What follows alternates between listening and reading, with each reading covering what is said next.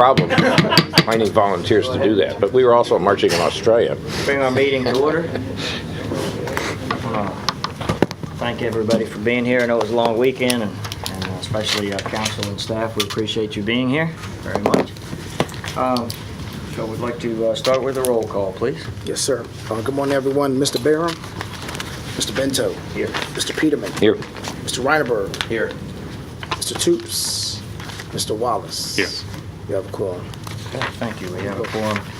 Real quickly, I'd like to make a little bit of an amendment to our agenda this morning, and I'm going to need a motion on it, but we'd like to, under old business, we'd like to put PER properties on the agenda. If that's acceptable. Do I need a motion?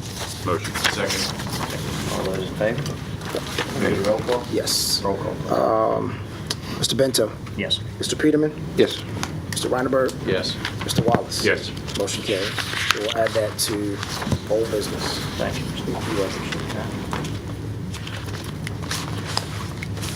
Reinerberg, would you like to start with the financials? I missed them. Yeah, see, I told you it was a long weekend. So.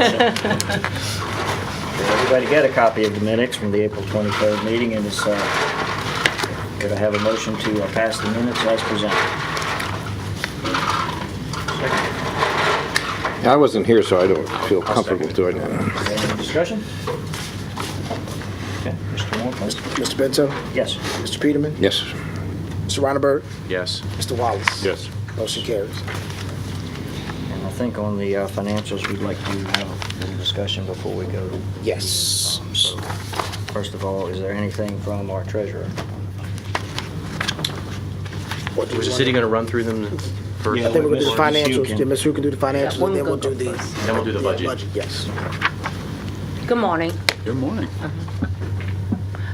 As of not March, sorry, it's a long weekend too. As of April 30, the total cash and temporary investment were $1,044,927. Total current asset were $1,045,288. And other asset, which mainly the property held for resale, totaled $453,638 for total asset $1,498,926. For the net position at April 30 were $1,498,926. For the income statement, there was only two activity. One was the investment income for $92. Another one's for operating expense, mainly for the economic business development, totaled $1,930. And on the Schedule A, we did update the current assets, the assessment value for the two property. One's for the 3920 Burdens Point, another one is for 3930 Burdens Point. So if you see the current value is assessment as of March 31st. And the next schedule mainly is cash and temporary investment deal, showing the total cash at April 30 was $1,044,927. Any other question? Any question you have? So we've got both properties, the 3920 and 3930 are over 400,000. Yeah, that's based on the assessed value. What one is assessed was a... Those are the current Yeah, the current assessments. one. Current assessment. So probably it's based on the current one. And end of year, we're going to reach out again to make sure what's the assessment at the June 30. So we can adjust to the property value at the June 30. Any other questions? Our investment income, was that the interest on our Yes. cash account? Yeah, mainly it's interest.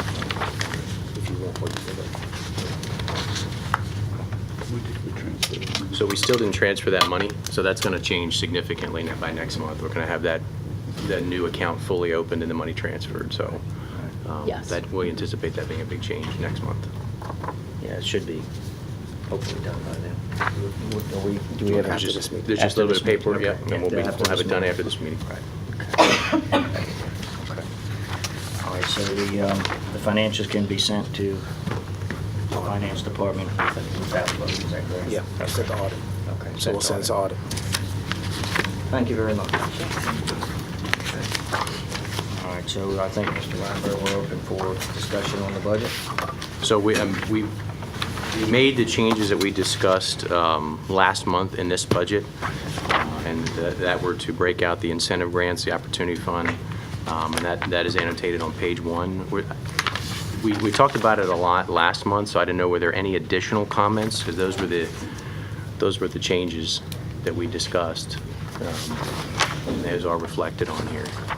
I think that was the only discussion Yeah. in the end that we had. Which is so- how we were going to break those out and annotate those. Mr. Wallace, I know you kind of led that discussion. I mean, did you have any more comment Well, on you know, that? I guess I'm still confused. We got $180,000. That's going to be over a 3-year period, isn't it?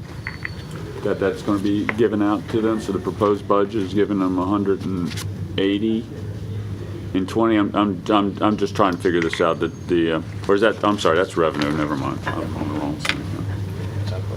Good morning. I apologize. No. No, I'm that good was with right. everything. Yeah. No, I'm good.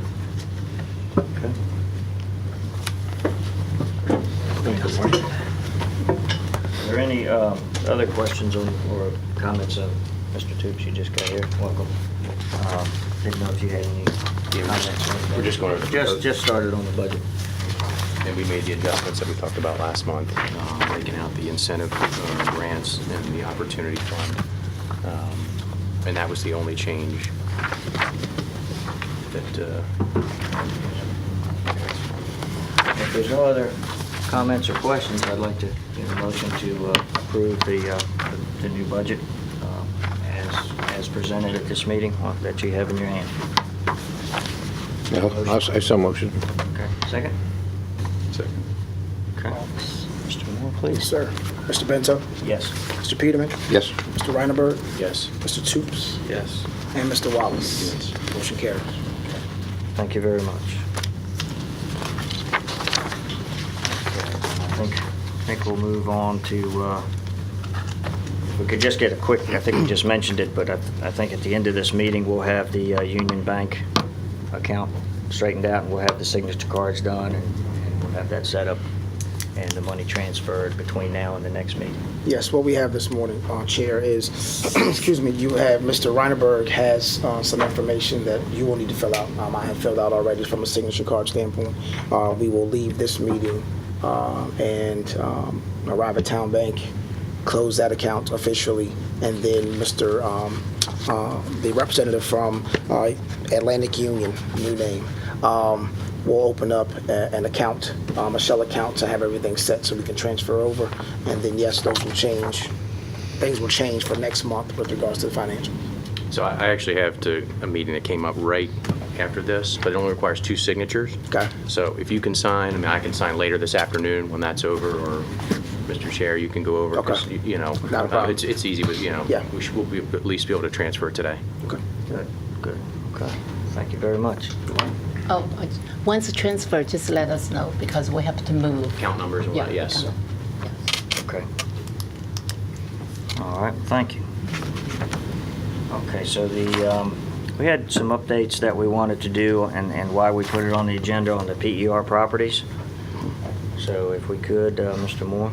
So yes, this morning we have with us Mr. Crockett representing, or his partial counsel, I would say, I guess, to PER Properties.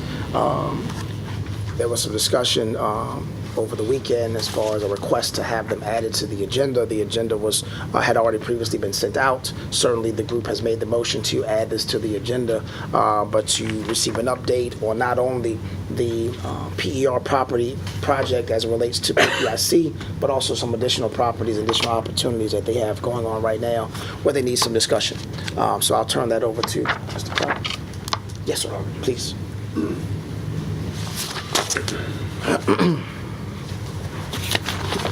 Good morning. So once again, I'm Robert Crockett. Many of you I know, I began working on the PER project back in 2010. Was part of the negotiation team with Mr. Salmon. So it's good to be back here. For many years, we did quarterly updates and for a period of time. So appreciate the ability to go meet with you this morning. So just some background on PER. For those of you who, just to refamiliarize yourself, Mr. Salmon's PER, the owner of PER, bought the property in 2010 from PPIC. It was originally designed to be a full-time waterfront grain operation. It was expanded, that use was expanded by City Council in 2015 to include a full-time aggregate and concrete operation. As background, in 2010 we purchased the property. There was a sort of a pace of development agreement associated with it that required all construction to be completed in 18 months, which was the time that we were provided by EPA when they were going to be finished with the Superfund remediation. They finished last year. So obviously during the process we modified that agreement several times to accommodate the work of EPA as it went through the remediation process. So I'm here today to sort of give you a quick update on where we are with respect to the three functional operations of the site, which is the concrete facility, the aggregate operations, and excuse me, the granary. So, and just to step back, so in 2015, City Council approved the use, full-time use of the property as both a concrete facility and an aggregate operation that was originally contemplated in 2010, again made permanent in 2015, primarily to get begin to get some use out of the property on a 12-month basis as opposed to a seasonal operation. So it was a business decision. It was not without its challenges at the time in 2015. Many of you may remember that. However, PER agreed and City Council approved with a series of covenants. And covenants were restrictive in nature. Time of operation of the concrete facility. The concrete operation had to be enclosed. There were some other, accommodations made for the shipyard at the time, or the Navy, the Navy Yard at the time. And among those included the requirement for a buffer.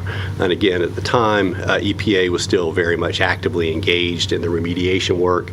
I don't know if we fully contemplated the impact that the tree buffer or the buffer would have at the time. So anyway, we agreed to it. It was something that we were okay with at the time. Since 2015, EPA has completed its remediation work. PER on the south side of the property, and I should have brought some pictures, it includes a berm around the concrete capped area. And that concrete, or that berm, is designed to keep water out. So it has a barrier attached to it, so you can't stick anything in it. So when we sent the request for a buffer, as the city requested us to EPA to plant trees, they declined.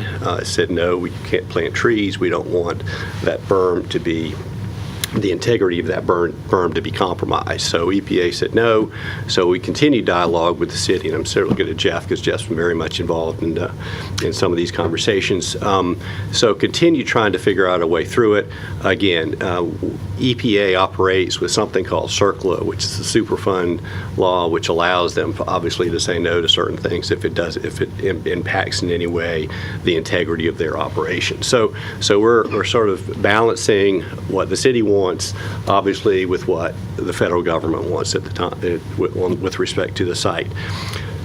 So we received a concept to replace the trees with a fence. That request has been sent to EPA.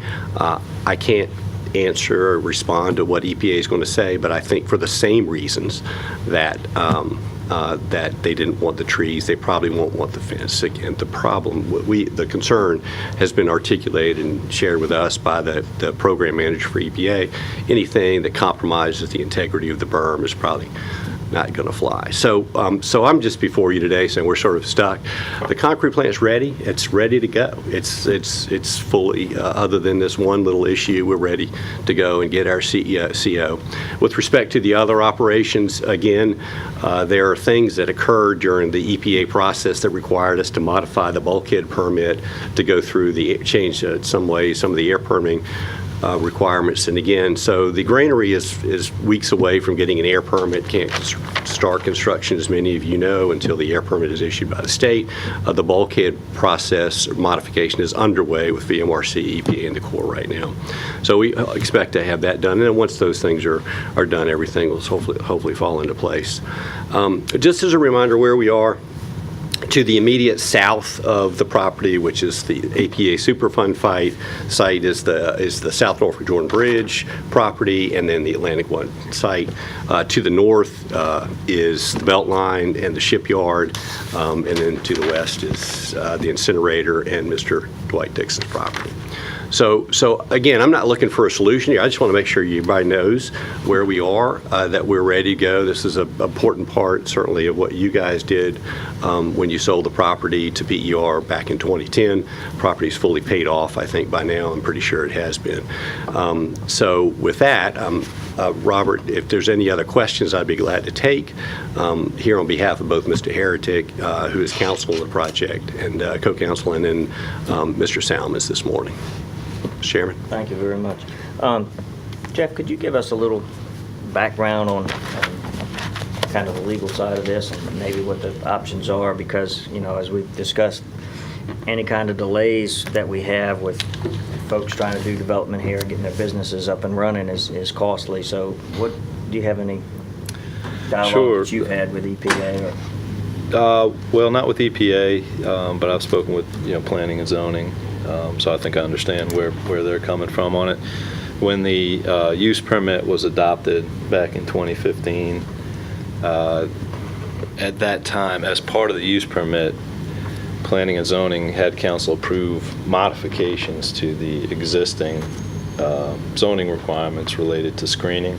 So they lessened the screening requirement through the use permit, and because of that, there was a condition in the use permit. A use permit is where City Council uses its legislative discretion to approve a specific use with certain conditions. And one of those conditions was that there would be this landscaping along the edge of the southern line of the property, basically.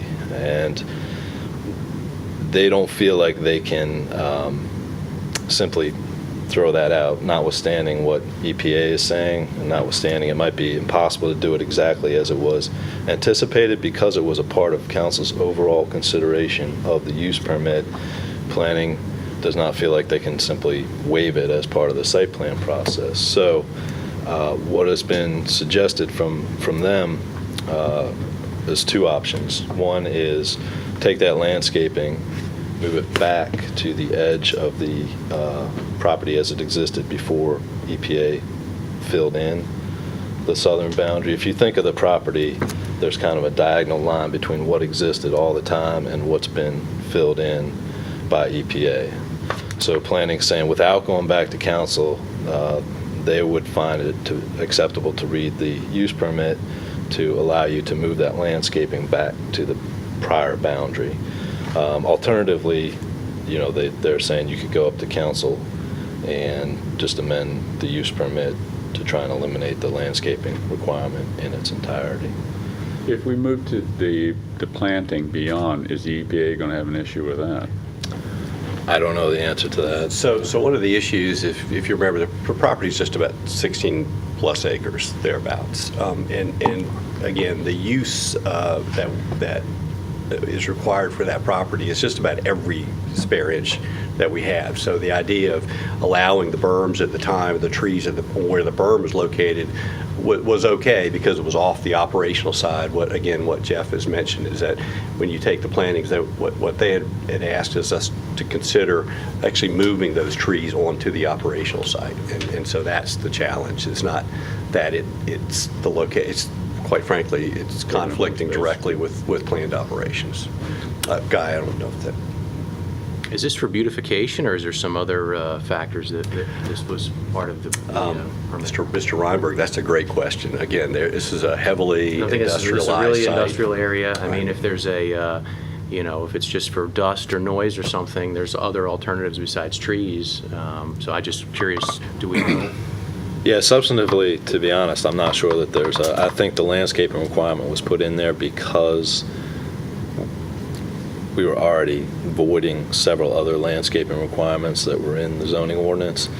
But I'm not sure there's a great substantive value to it because the bridge is right there. And is there, you obviously know the planning code for industrial areas versus residential, do we have different requirements, or is it just We kind do. of, we do? Yeah. But because this was, and again, those requirements, there were all sorts of distance separators between different uses, that sort of thing, that were waived as part of the use permit. But I think because this is a legislative action in council's discretion to approve a use permit, and the condition is in there, they can't just say, well, it's a useless condition, we shouldn't go forward with it. So they will take it back up to council. That's take it right back through, and council can amend the use permit, but all short of moving the trees back, which doesn't sound like a practical possibility. Do you have a proposed solution? So we think that we could do it through city council. I wish that was a quicker way. Again, the other part that I guess needs to be factored is it's a multi-phase operation. So we're in phase one. Concrete is the first phase of several. So you've got the granary to come, you've got the the waterfront bulkhead to be constructed. So there is more very active and large construction to occur on PER site over the next several years. So our again, the way we looked at the use agreement is that this can be addressed again at some point in time, hopefully downstream when the other phases are complete. But again, that's. Did I understand you correctly? You're expecting city council to basically just waive or mitigate, what they've already agreed to. That's what your That's solution what is. we're looking for, some way to get a CO, quite frankly, Mr. I'm Mayor. sure there's got to be some reasons that city council did this in the first place, so I guess I was there, and this project has been ongoing since, 2010? 2010. I've been there through it all. Remember that our zoning ordinance has changed twice during that period and is in the midst of yet another change. And I think the requirement, just as Jeff said, was really, we're going to have a new bridge as we're trying to upgrade this part of town, and it's going to be great, and it will look nice. Nobody contemplated EPA anything other than that they were cleaning up the river and adding some property. Nobody could have foreseen this. Speaking for Elizabeth, City Council has not discussed this. The rest of the City Council doesn't even know about this, as far as I know. I can't imagine that the City Council wouldn't go, oh my gosh, well, obviously we can't override what the EPA says, and clearly it has to be, that condition has to be removed and this document amended. I mean, I think it's a no-brainer. The problem is that takes time, and time costs money every day he doesn't have a CO. My solution, which is evidently not popular, is to ask the city manager to address the council like in a work session, advise us of the situation, and as long as the city manager feels like there's a consensus of council to do that, to go ahead and advise the planning department to issue a temporary CO until we can put it on our official docket. Like, for example, we have a meeting tonight, but we can't throw something like this on a meeting when the agenda's already been published. But we could certainly have a discussion and get a feeling around the table of consensus, which might give the city manager and the planning department a comfort level to move forward. And then it could be put on our agenda in 2 weeks. But I think Grant asked the right question. Yeah, I mean, there's no Why need did for this- it. No. why- You just look at it, it's like, throw a few Yeah. trees in there, I mean, really, in the middle of this industrial, it's, all you have to do is look at the site and Yeah. know that we've matured past maybe the intentions of council in 2010. Right. And I think that what you said is that, yeah, perfect. Yeah. And that's, I was there in 2010 as well, and that was how it all came to be, but decisions in 2010 may not be right in Well, and you 2019. also have to remember, we had the Paradise Creek Park was coming right, that's up, right, and, yeah. and So- lots of angst with SIPSA over what was going on with the refuse plant, and making that smell better and look better, and, I mean, it's all good intention. Absolutely. It's just hindsight's always 20/20. And the lack of a CO is keeping you from being out? Making and selling. Then the phase one operation can't. What was the- And you can't get to 2 or 3 until you get, so. What's the timeline on your bulkhead permit? So the bulkhead permit, we're in conversations right now. We've modified, engineers are completed. We have a meeting, actually have a meeting with DEQ and VMRC in 3 weeks to begin that exercise. Again, we fully permitted. We have to amend the existing permit. Again, all done. Again, once EPA finish, you look at things a little differently once you see the wall. And again, there's things that we just figured out on the backside of their completion. I understand you would need that for sure, the granary and aggregate side of the business, but Right. not for the concrete, is that The correct? concrete, we don't need the waterfront access on the concrete. So really, it sounds land- like it's an upland the operation. air testing and the CO, and you can start making concrete. Actually, we have the air permit already in place. We can start making concrete tomorrow. Okay. How tall does that screen have to be? I mean, what are they? Trees. They're just any type of trees? I think there's, I mean, Jeff, there- remind me, there's a requirement for a There's certain class. type of tree, yeah. It's I think you trees. waived the bush requirement, if memory serves me right.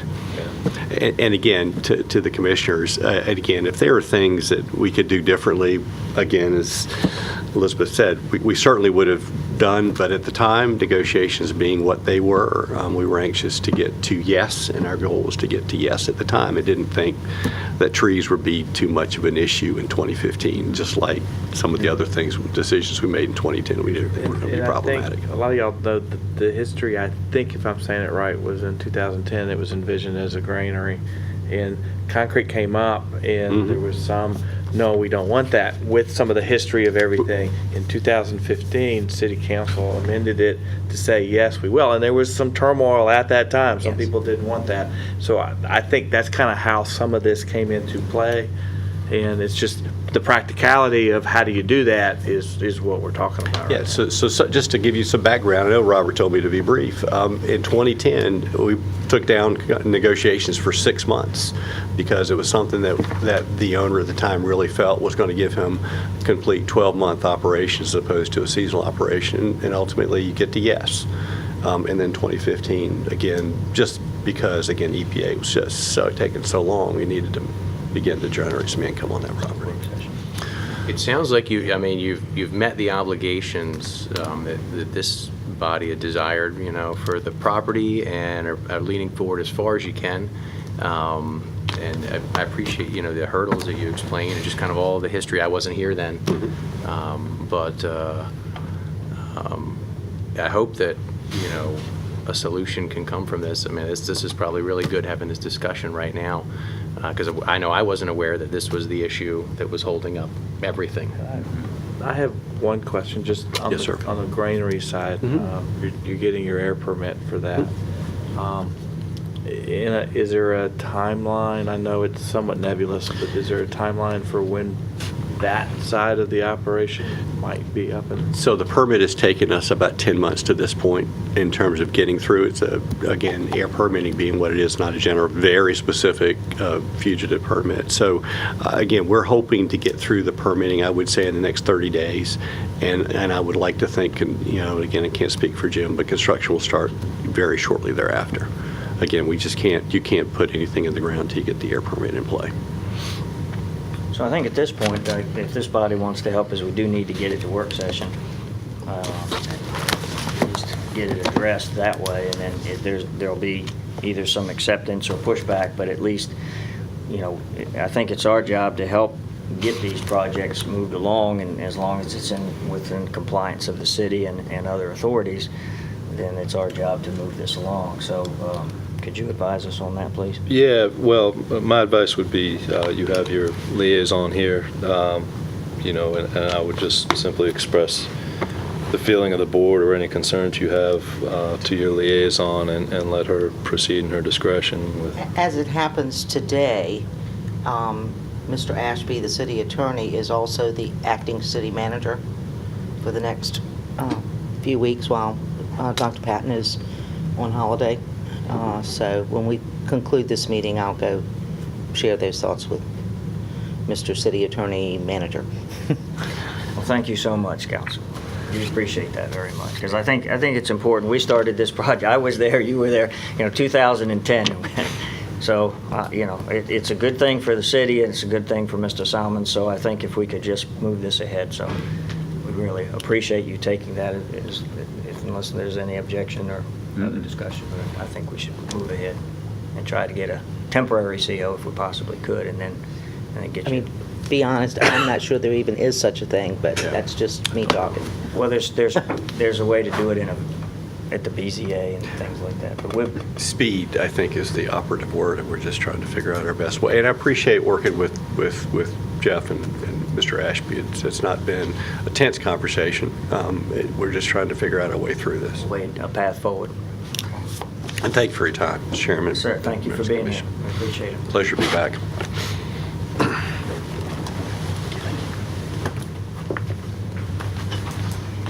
So is there an action item that we PPIC have? No, Councilwoman Simmons is going to move it forward from here. I think you just directed me. Okay, I just wanted to make I think that was the action. I think we're asking you a resolution. I just wanted to make sure I understood. Yeah. Consensus. You don't have to have a roll call, you just kind of say consensus. Mr. Moore just suggests that we at least have a consensus here, so if there's anyone that doesn't want it to move forward in that direction, but I think we all have a consensus that we'd like I think to so. move forward. Is that correct? Correct. Yes, and respectfully request Ms. Simmons to, Councilwoman Simmons to assist with that, which she said she would. Okay. Thank you very much. Okay, so we have a consensus. Duly noted. I'll second that. Okay. Well, it's our job to promote business. That's what we do, so. Okay. It's closed to the ex officio board. Yeah. Can we let ex officio do their report before we go to close session? Okay, sure, absolutely. We can do that. Mr. Reinhardt, would you like to give us a report, please? Well, for Mr. Reinhardt, I won't, but that's okay. I'm representing the Port As Chris Collins. No worries, no I'm worries. sorry. No, well, It's- thank you. It's Tuesday and Monday. Well, it's supposed to be Monday all day. I don't know. Right. You know how- Right. Throw everybody all week. Gosh. Chairman, thank you for the moment. Just to make a few remarks, I will, in fact, keep them brief. I guess happy summer, everybody. Now that we're back from Memorial Day. The port continues, obviously, to see stable, significant growth. In fact, April was another good month at the Port of Virginia. We keep seeing these numbers grow month over month, and it's extremely exciting, especially as a port we've continued to increase capacity. Here in Portsmouth, at Virginia National Gateway, that project is coming to the finish, and it's extremely exciting to see the property built out completely, and then as a port to be able to begin utilizing the extra capacity.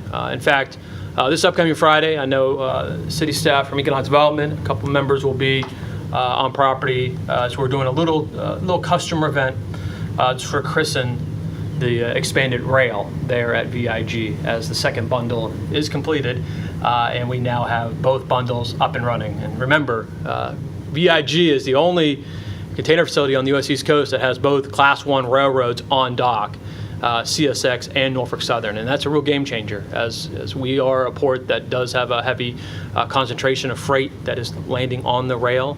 That's really allowed us to grow, and we see that being a big part of our future. It's obviously an effective way to move freight in and out of our terminals and also to serve markets in the Midwest. So very excited that is coming online. Another exciting moment, and I think I haven't seen the harbor this morning, but we did have our largest ship to ever call the Port of Virginia over the weekend on Sunday. A 15,300 TEU Evergreen vessel was in the harbor. And that's big because, well, we've only seen 14.4 up until now. And to see that 15,000 TEU mark, we keep making these milestones. And so we continue to prove ourselves to our customers, the ocean carriers. It's extremely exciting. They're recognizing the investments we're making. We're continuing to build confidence. So we're very, very optimistic as we wrap up this fiscal year here on June 30th and enter into fiscal year 2020 as a port. We'll continue to see growth. I'll speak briefly about the dredging. I know we've talked a lot about that in the past. As we have these big vessels, they do require not only a deeper draft, but a wider draft. And so our Deeper, Wider, Safer initiative is well underway. In fact, we will target to begin construction on phase 1 of the channel widening and deepening project here on January 1st of 2020. That is it's a speed that no other port has ever accomplished when it comes to actually dredging. We are setting the bar, and it's being set very high. But we wouldn't be able to do that without the support of the Commonwealth. As in this past session, they were obviously provided us the necessary funding to keep moving this project forward, and it's great to have that support at the state level. So with that, I'll end my comments, and I thank you always for this opportunity to present to the board. Thank you very much, Ben. Thank you. One question I had Yes, is, sir. what is the limits of the dredging project to and from? So, well, we're going 59 in the mouth of the bay, Okay. and then it'll go to 56, sort of in that Thimble Shoals, to what we kind of define as the inner harbor. So that would be to the east of the Hampton Roads Bridge Tunnel. You'll be about 55, and then it's 55 all the way in. And remember, VIG, we're already at 55 at the berth. That's a nice thing to have. There was some good vision there by the folks there at APM Terminals who built the terminal. So, and then the width is the other issue, because these ultra large container vessels displace so much water. It does have some limitations to two-way flow of commerce, and that's where we're at today, and that we can't have two-way flow. So the width, certain sections we have 1,400 feet wide, maybe 1,350. Those are some of the fine details that are still being ironed out, but definitely 1,300 to 1,400. So that will, in fact, allow for the two-way flow of trade, and obviously our partners are the military as well. So. Hey, Chris, I know we've talked about this before, but with the expansion at VIG, I know you guys have been reaching out trying to figure out other things to do with PMT as well. Are you going to continue keeping it as a container operation, or are you going to move everything over to VIG? No, it will continue to function. We have the ACL service, the Conroe, the container Ro-Ro ship that's calling there weekly. It's a great service. It allows us to kind of enter certain markets on the break bulk side.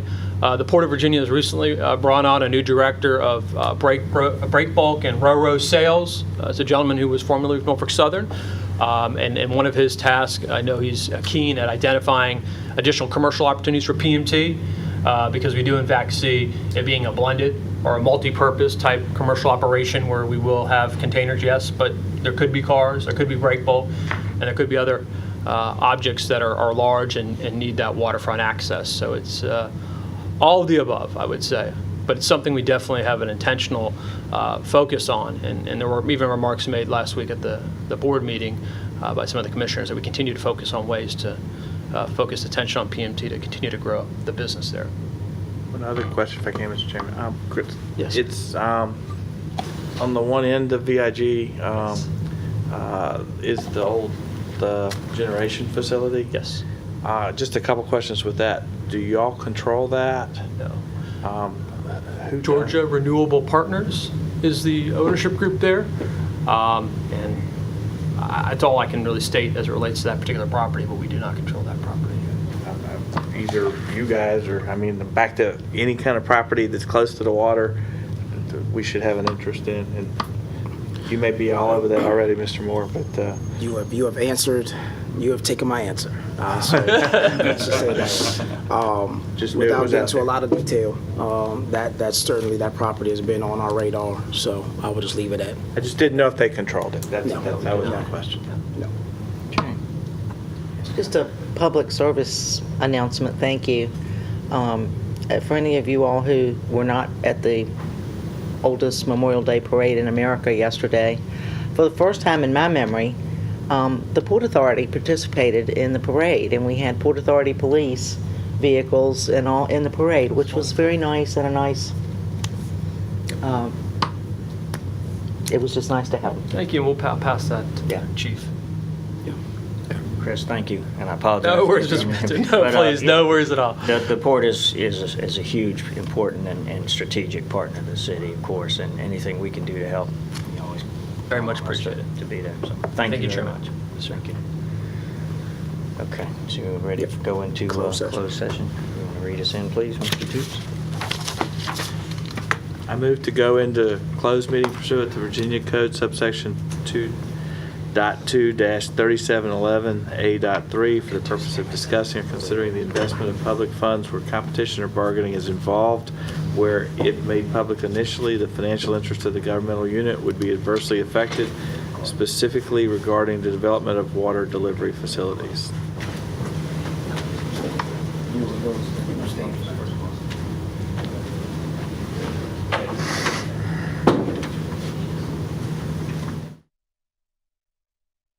Included. Thank you very much. We're back in open session. Nope, we got to vote. You need Oh. a second. You need a second. I'll second it, yeah. All right. Oh, I did. I'm That's getting all ahead right. of myself. That's all right. And then we need to vote. So Mr. Bento. Yes. Mr. Peterman. Yes. Mr. Reinerberg. Yes. Mr. Toops. Yes. Mr. Wallace. Yes. We are in open We are session. in open session. Good. Thank you. And now we need a motion. So you have a resolution in front of you. We need a motion to consider and pass this resolution. as presented. I say make that motion. Second. All right. Mr. Bento. Yes. Mr. Peterman. Yes. Mr. Reinerberg. No. Mr. Toops. Yes. Mr. Wallace. I'm really not sure. I'll go with yes. I don't, Hold on. I'm with Miss, I'm with Grant here. I'm a little bit concerned about this thing. Again. That's why I was hoping we could, I really need to think about this. So, this is a lot of money we're giving out. Well, so you did vote yes. You can make a motion to reconsider Okay. if you like. If that is passed, you could then make a motion to defer consideration. I want to defer, So if you make a motion to reconsider, reconsider. is there a second? Okay, so no second, so the motion fails, yeah. Okay, so we're at 4-1 approving the resolution. Yes. Okay, so resolution carries.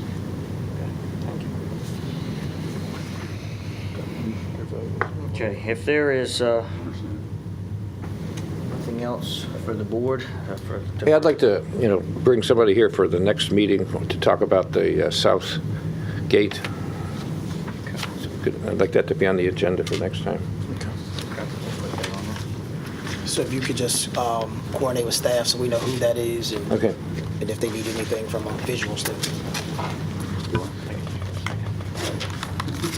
Okay, anyone else, any further discussion for the calls? Meeting adjourned. Thank you. Good deal.